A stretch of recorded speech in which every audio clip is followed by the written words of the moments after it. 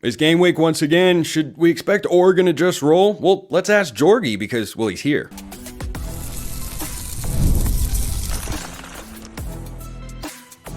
You are Locked On Ducks, your daily podcast on the Oregon Ducks, part of the Locked On Podcast Network, your team every day. Yes, it is that time once again for Locked On Ducks. I'm your host, Spencer McLaughlin. Thank you so much for making this your first listen or your first view of the day. Part of the Locked On Podcast Network, your team every day, and your number one source to stay up to date with the Ducks. Today's episode brought to you by our friends over at FanDuel. Place your first $5 bet and you'll get started with $200 in bonus bets guaranteed. Visit FanDuel.com to get started. Plenty to get to on the pod. Mike Jorgensen, you know him as Jorgy, part of the magical trio on the Oregon Sports Network of Jerry, Jorgy, and Joey. Don't worry, Jorgy, I don't think of you as a middle child in any way, shape, or form on that particular broadcast, but love having you here, and it's great to have you back on the show.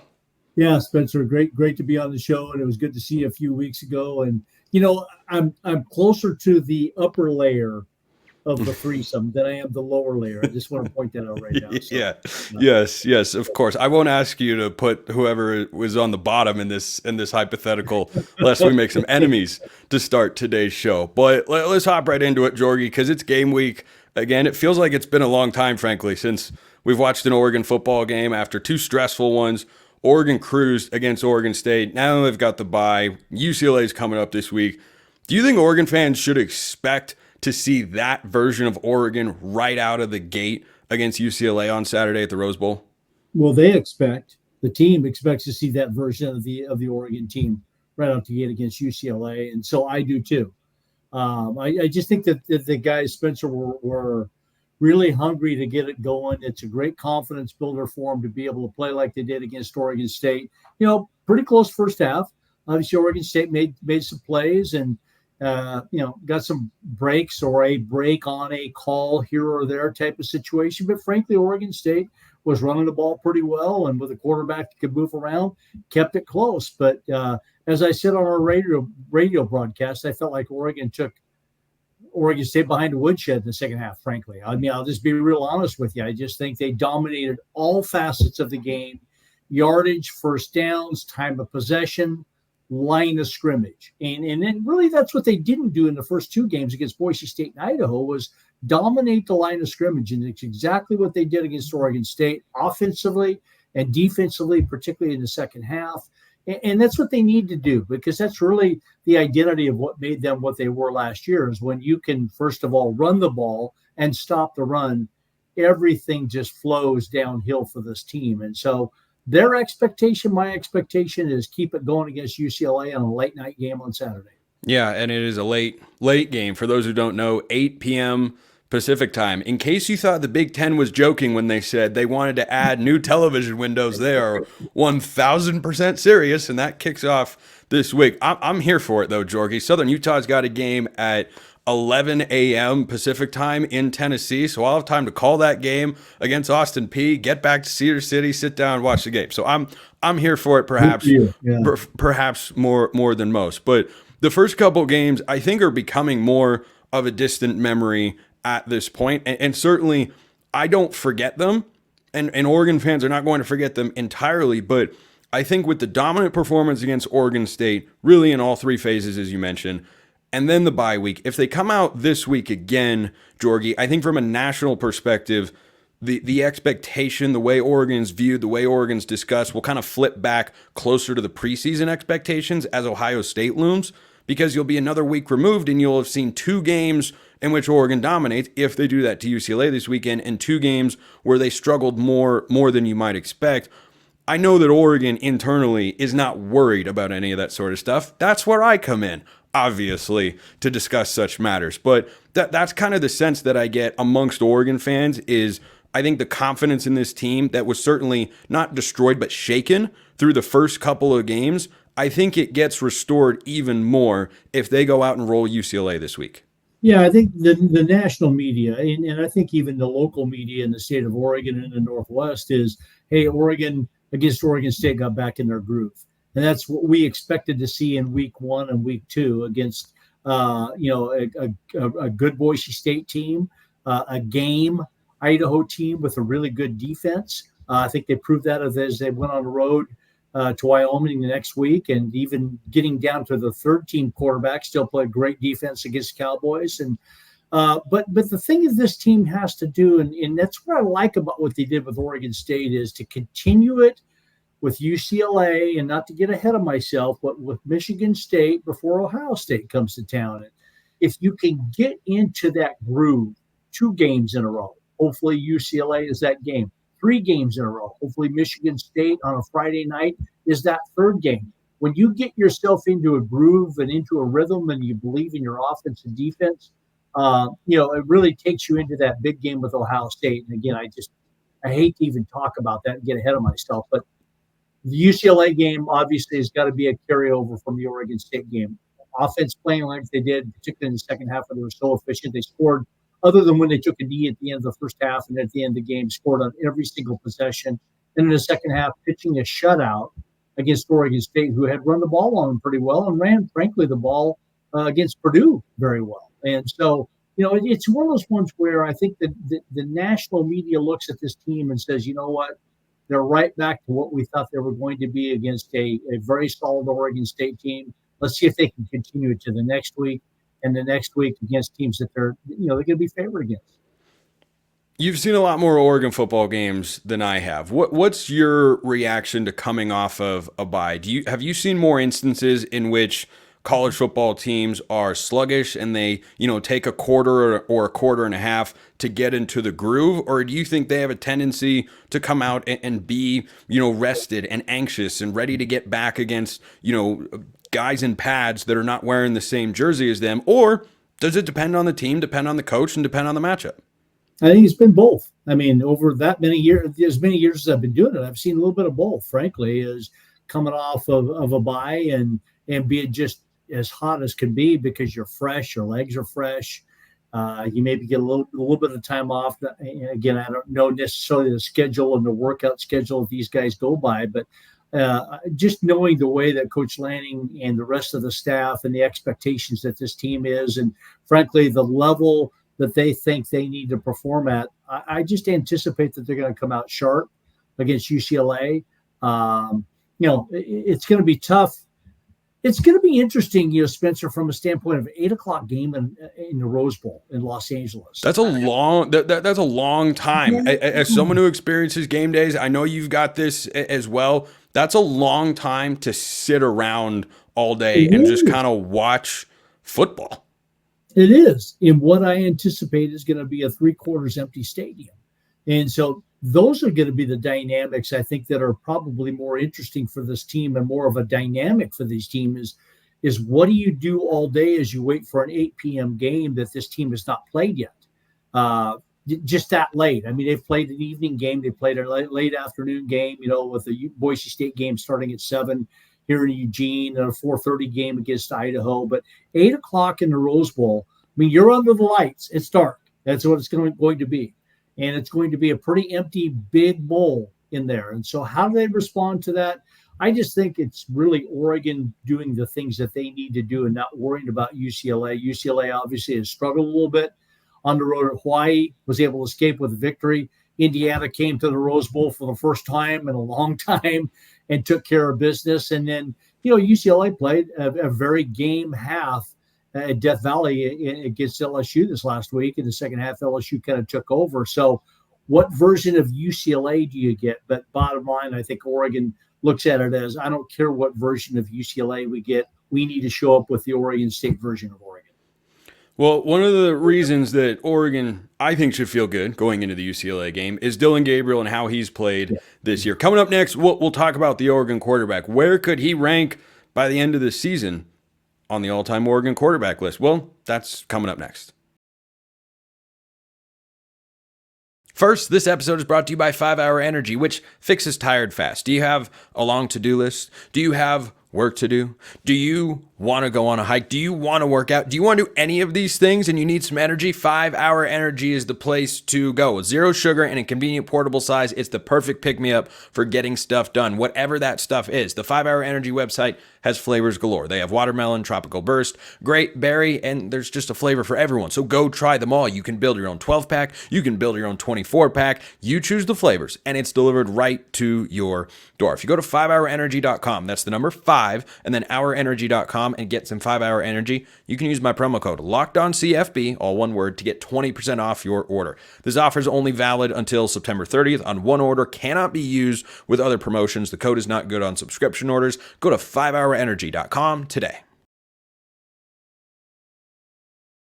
Let's talk some Dillon Gabriel because, we haven't talked about him enough this week, obviously, but I haven't gotten your thoughts, Jorgy. I think Dillon Gabriel settled in thanks to the offensive line against Oregon State, and he played a great game. But certainly, I had plenty of fans that were in the Twitter mentions or the YouTube comments, and I'm sure there were more out there, that weren't loving the way that he played through the first couple of games, and my assessment was, look, he hasn't been the best that he could possibly be. I think that's what he was against Oregon State, but I never felt like he was the issue with the offense. That started up front. Oregon fixed the offensive line. We can get to that in just a moment, but through 3 games, your assessment of Dillon Gabriel. Holy cow. I mean, you want me to talk about stats, or you want me to just talk about the fact that he hasn't put the ball in harm's way? Floor is yours. Yeah, I mean, a guy that's thrown for over 80% completion percentage is just remarkable, frankly, with what he's doing. Right in that range that he is, above 80, below 80, depending on how the game is going. But you look at how the season has been. The bottom line to me is he has not put the ball in harm's way. He really hasn't come close at all to throwing an interception in this season. And that's something that if we want to back up a year, one of the reasons why Oregon was so effective on offense is they didn't turn the ball over. And Oregon has really kind of turned the ball over from a fumble standpoint, something they haven't done the last couple of years this year. And it's just for 3 games, obviously. But at the same time, Dillon Gabriel's been efficient. He hasn't put the ball in harm's way. He hasn't forced the ball. He's taken what the defense has given him. Even in an Idaho game, for example, to start the season, where Idaho's defensive line really was causing some havoc for Oregon's offensive line. And Boise State did the same thing too, where they weren't able to run the ball as effectively as they wanted to. And yet it's so tempting as a quarterback to force things when things aren't going well on the ground. That's not what Dillon Gabriel did. He took what was given to him. He's been very accurate with the ball. With the Oregon State game, obviously, he showed his speed. I had no idea he had speed like that to be able to go 55, 60 yards. And really nobody closed on him on that touchdown run that he had. So, he's always going to be a weapon, I think, that teams are going to have to worry about now that they've seen the Oregon State film. But you don't need to put him in harm's way because that Oregon's offensive line, I think in that Oregon State game, particularly with Lalaulu at center, which is his more natural position, and the same 5 that they played for a majority of the game, I think that just helps Dillon Gabriel out that much more. A run game in which they average 7.5 yards a carry against the Beavers helps out Dillon Gabriel that much more. And that's what they're hoping to continue on with in the Rose Bowl against UCLA.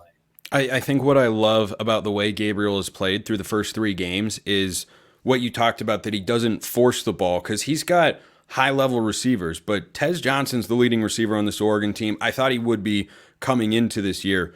In game 2, Jorgy, he had 3 catches for -1 yards, and I think that's a credit to Boise State for keying in on him, but a credit to Dillon Gabriel as well for saying, all right, if you're going to take away number 15, well, I've got Evan Stewart, who is a crazy good route runner. Yeah. I mean, a ridiculous athlete. Trayshawn Holden has shown his explosive capability. Oh, by the way, Terrence Ferguson's going to be an NFL tight end. They're working in Kenyon Sadiq. Like, I love the way that he is spreading the football around. And, I think Bo Nix did a great job of this over the last couple of years as well. Like, Troy Franklin was his number 1 receiver. Never felt like he was forcing the ball there. Never felt like he was throwing it, when he shouldn't have, at least not with a high level of frequency. And, like, when I look at Gabriel, I don't really have, a direct pass comparison when you're talking about previous Oregon quarterbacks. Like, I think he's just kind of his own guy. Maybe it's because he's a lefty, and I haven't seen a lefty Oregon quarterback in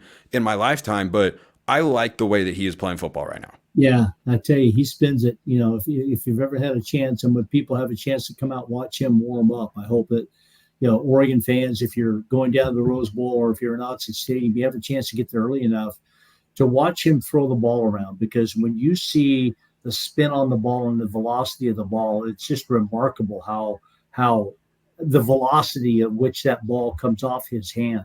And yet he's got touchdown the field too, as we've seen with Evan Stewart and some other deep balls that he's throwing. So, one of the main things, Spencer, I think, is anytime you have multiple alphas, and that Oregon offense does, it just makes it easier for a quarterback. When you've got an Evan Stewart, when you've got a Tez Johnson, when you've got a Terrence Ferguson, when you've got a Trayshawn Holden, when you've got some backs that can do some different things in that type of deal, when you've got multiple alphas, it makes a quarterback's job a lot easier, because you don't have to lock in on anybody, your favorite, your go-to guy as a quarterback. And second of all, a defense can't zero in on one guy and decide, I'm going to double team that guy all the time. Because if you do, and some teams do, you're going to have somebody else in single coverage, and it's going to be really difficult to defend. So this offense, again, I think needed that Oregon State game to find their groove, to spread the wealth amongst a whole bunch of guys, to run the damn ball, okay? And I'm always going to say that if you run the ball, everything is going to follow right behind it, and particularly the pass game. And it's exactly what they did against Oregon State with Jordan James and Noah Whittington, and some big plays too that went with it. It's just that good taste in their mouth that these guys have to carry forward 2 weeks later with UCLA. Yeah, I think Gabriel throws one of the tightest spirals I've seen from Oregon quarterbacks in the last couple of years, and he's just so deadly accurate, and he's pushing the ball down the field. He takes what the defense has given him. He's shown the playmaking as well, kind of the improvisation, a little Vernon Adams to him, I think. But I think he throws a little bit more catchable of a ball. Though VA had probably the best deep ball of any Oregon quarterback in the last 20 years or so. I mean, he dropped those things in a bucket every time. That's for another discussion. Yeah. But I think one of the biggest things, and a lot of Oregon fans have seen this as well, that changed in the Oregon State game for Dillon Gabriel and everyone is the offensive line. And I think it poses an interesting question, Jorgy, going into this UCLA game. If Matthew Bedford, this sixth-year Indiana transfer who's expected to be the starting right guard coming into this year, if he's healthy and ready to go, and you think he gives you a better chance to succeed, great. I'm not arguing against that. I don't know if that's a lock to happen when you have a unit that was put out there most of the second half against Boise State, ran the ball effectively, and protected Dillon Gabriel. And then against Oregon State, Gabriel was not touched, ran for 7.5 yards a carry. Do you think they make a change at offensive line if Bedford is healthy, or do they say, hey, you're going to be the sixth guy here because that unit has clearly found their groove? Yeah, I mean, it's tough to tell with UCLA. Obviously, I don't have a chance to watch film like the coaches do to be able to see what UCLA's defensive line's like, to see if you can take a guy like Lala Ulu and move him back over to right guard and put Pickard at center or what have you. But to me, the biggest difference in this team, and it was last year too, when you had a Jackson Powers Johnson at center and a Bo Nix at quarterback, where you had two quarterbacks basically working together. That's the combination you have when you have Dillon Gabriel and Lala Ulu at center. And so whether you decide to move in a guy behind Bedford, if Bedford can't play at the guard position, instead of shifting Lala Ulu over, that's going to be the magical mystery that we see. And again, do you start a game if Bedford can't play with Lala Ulu at guard and Pickard at center and see how it goes, and then shift it the rest of the game if it's not going well? Again, that's a wait and see type of situation, but they are best when they have Lala Ulu at center. There's no doubt about it, because you've got everybody else at their natural position, and you got Lala Ulu at his natural position too. And that's what they played a majority of that Oregon State game with. When the game had any type of meaning to it, they had success. They were moving guys off the ball. It just, the whole combination, I think, works really, really well. And, just hope these guys can continue to stay healthy, because for the most part, Spencer, this team through 3 games is pretty healthy. other than guys that were injured maybe in fall camp in Knock on August. wood. Knock on wood. They've come through the first 3 games pretty unscathed. And so hopefully those guys that were dinged up a little bit, the Jeffrey Bosses, even on the defensive side of the ball, haven't played a ton of football. And I know we'll have a chance to probably talk about Bryce Betcher. I get excited to talk about that guy. I mean, God, right? He's awesome. He's just fun watching the guy play with his hair on fire. And so, hopefully that's what you're able to do on the offensive side of the ball, is have all your guys healthy. Defensive side of the ball that way too. But if you can have Bedford at guard, I think this offensive line is really going to be formidable for the rest of the season. Well, the offensive line helps Dillon Gabriel, helps some other guys as well. We'll talk about them and answer the question, where can Oregon most improve if, and only if, the offensive line is fixed? That is coming up next. But first, we're talking about FanDuel. Why? It's America's #1 sports book. And if you're an NFL fan, guess what? You can start the season with a big return on FanDuel. So when you get a hunch in the middle of the game, you can check out the latest stats, view live play-by-play, and so much more on the same page where you place your bets. It's all right there. You know what else is there? Everything you want for college football. Literally everything. Oregon, 24.5-point favorite this week on the road against UCLA. If you love the Ducks, if you think they're winning 49-10, which I'd be super down for, you can go bet that at FanDuel. If you want to hedge your emotions and you think Oregon's only winning 34-20, you can go bet that over at FanDuel. You'll get started with $200 in bonus bets, $200 in bonus bets, guaranteed when you place your first $5 bet. That's FanDuel.com. That's the place to go. FanDuel.com. Go check them out today. Final thought here along the offensive line, and then we'll talk to improvements, and we'll talk some Bryce Betcher as well, because Jorgy's face lit up for those listening on podcast, as excited as he's been the entire show. And I know everybody out there appreciates the time, Jorgy, but I think the offensive line found something against Oregon State. They look a lot better. I think it settled a lot of Oregon fans' worries about, oh boy, like what's going on? More sacks allowed this year than all of last season with Bo Nix. Is it Gabriel? Is it the O-line? I think it might have been both. You're settling in a new center, which was a revolving door, a new quarterback, and it helps your quarterback a lot when he's able to be protected. I'm not breaking any news there, but it also helps your running backs. And Noah Whittington looks healthy, and I think he reminded a lot of Oregon fans in the last couple of weeks how dynamic of a lateral runner he is with the kick return against Boise State. Shout out Jaden Lamar. And then the way that he ran against Oregon State as well. But I was high on this Oregon backfield coming into the year, and Jaden Lamar had the big screen pass, but it's the top 2 guys, Jordan James and Noah Whittington. To me, Jorgy, when they've got lanes to run through, they are lethal.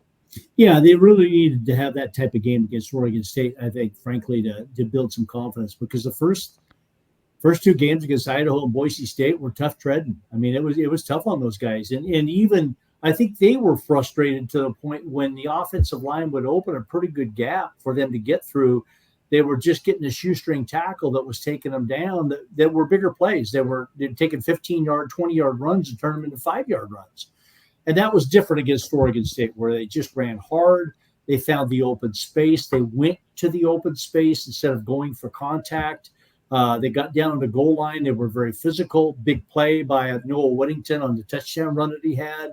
I mean, it was a combination of a lot of things that just gives you the confidence that those guys really needed after, in the first 2 games. It was tough. It was tough, particularly for Noah Whittington. Jordan James had some runs, had some yardage, but nothing beyond 15, 20 yards. And that's what the offense and the running backs had in that particular game. And then you mix in Lamar, not necessarily as a running back running the ball, but on a, kind of the outside screen that they ran that he was able to break. And that's the other thing about it too, Spencer, is guys like Jordan James and Noah Whittington, when they break those long runs, the blocking on the outside, whether it's from Evan Stewart or whether it's from Kenyon Sadiq or whether it's from any of the wide receivers, those are the guys that are going to spring guys in the backfield for long, long runs, is if you make those blocks on the outside. And, when you saw Lamar's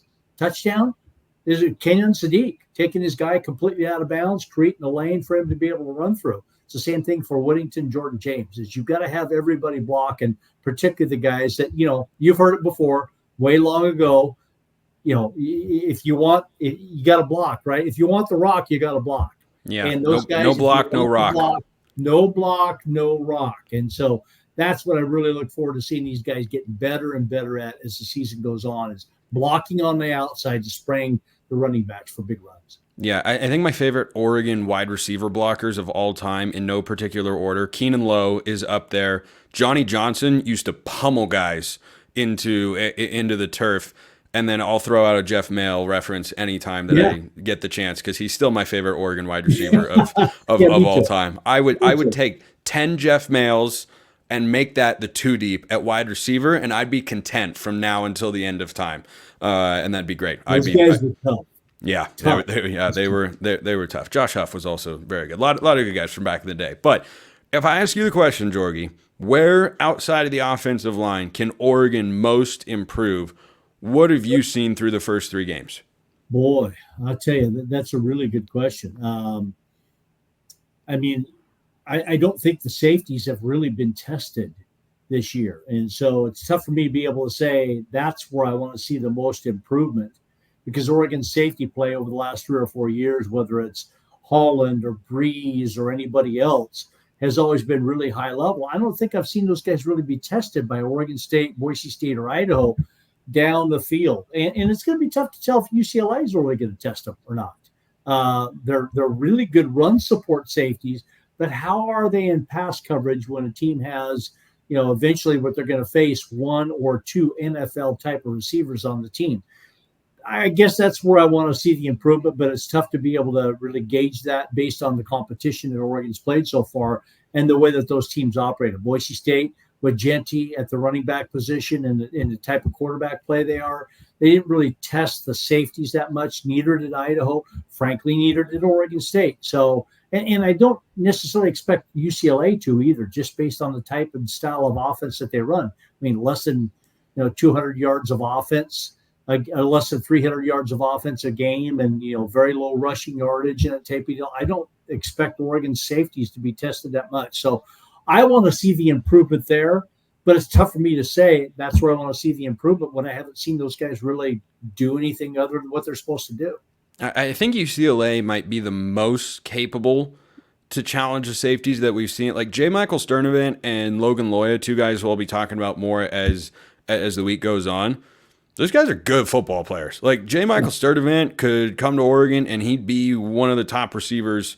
I mean, it's tough. It's tough to crack this Oregon wide receiver lineup right now, as a couple guys further down the depth chart are learning. But those guys are both really good players. But I agree that I don't think they've been tested, because I think that when you faced a great passing offense like Washington last year, the safeties weren't able to hold up in coverage as well. And frankly, I don't know if you will see that level of a test or anything close to it until Ohio State, because UCLA, they'll push it down the field a little. Michigan State, we know that Jonathan Smith is going to want to run the Boise State, Oregon State offensive mold. So I think that's a great call. I think that's a great call on your part to say that that's still maybe not a worry, but just a question. It's a question that you just want to see how they hold up. Let's wrap up with maybe the most universally liked player on the Oregon team right now, and that is senior linebacker Bryce Betcher, who's he's an Oregon guy through and through. He is an Oregon native. He plays on the baseball team. He is fiery. He is a Gold Glover. I think he can be a really, really solid player in the major leagues, and I just hope he does it with someone other than the Astros one day. As a Mariners fan, I couldn't bear to root for Bryce Betcher to strike out or not make a play in center field. That would just break me down to my very core. So I wish him all the success with any other organization, but of course I want him to succeed. But I mean, he's really stepped up, Jorgy. Jeff Bassa is not 100%. That is very clear. The broadcast against Oregon State said he was on a snap count. I don't think he looks like himself, and hopefully he gets back to that because he's a really impactful guy. In the meantime, though, Bryce Betcher's just a beast. Oh, well, I'll tell you what. I mean, he's all over the field. I mean, he's just like a missile flying around, sometimes a little out of control, which is what I love watching, right? You love watching those guys that are out of control. Every once in a while I hate to even say this. Every once in a while, get one of those late hits on the sideline where it's a 50-50, Do I hit him? Don't I hit him? Hell yes, you hit him. You take him way out of bounds into the bench is what you do. And that's what Betcher does. And that's what I love about Bryce Betcher. Obviously, a Eugene hometown kid, that grew up here. And to be able to do what he's done at the level he's done. And the other thing about it, Spencer, is he's not playing out of control. This year, he is playing with instincts. He's making the reads that he's coached to be made. He's making good decisions. He's not just this guy playing out of control that hopes to make a play every once in a while and then just completely whiffs or is out of position on the others. He's in position to make plays. He's making good decisions. He's defending passes.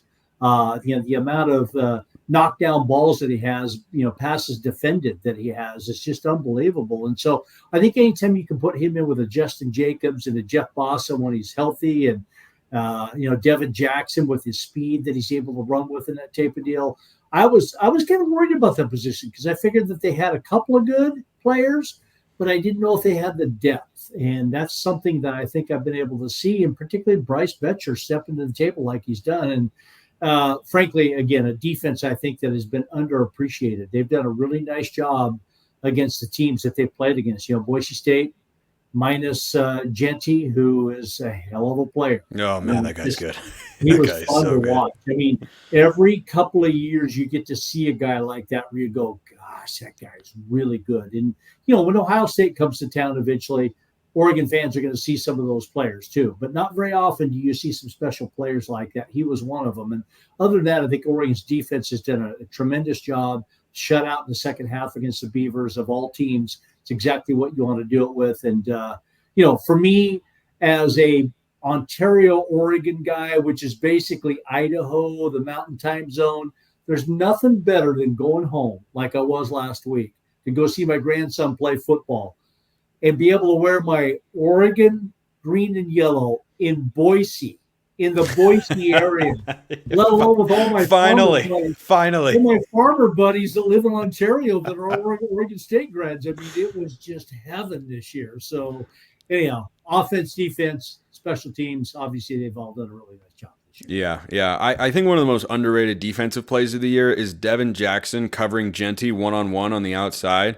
He drives him to the sideline, and I think that was a third down stop and forced a punt in that game. And like Genty is that kind of guy. And I mean, I think it's great that Oregon went up against a guy like that because Ohio State has two phenomenal running backs in Quinshon Judkins and Travion Henderson. That game is going to be it is going to be fun. I'm jealous of everyone that is going to be at that game because I won't be able to be there, but I'll be watching like many of you. And Jorgy, I know you can't wait to call it. We appreciate you taking the time. As always, Mike Jorgensen, the Oregon Sports Network, longtime Oregon radio analyst. Jorgy, appreciate it, man. All right, man. Thanks, Spencer. Appreciate being on with you. Appreciate everyone listening. I'll see you next time. Have a wonderful rest of your day, and go Ducks.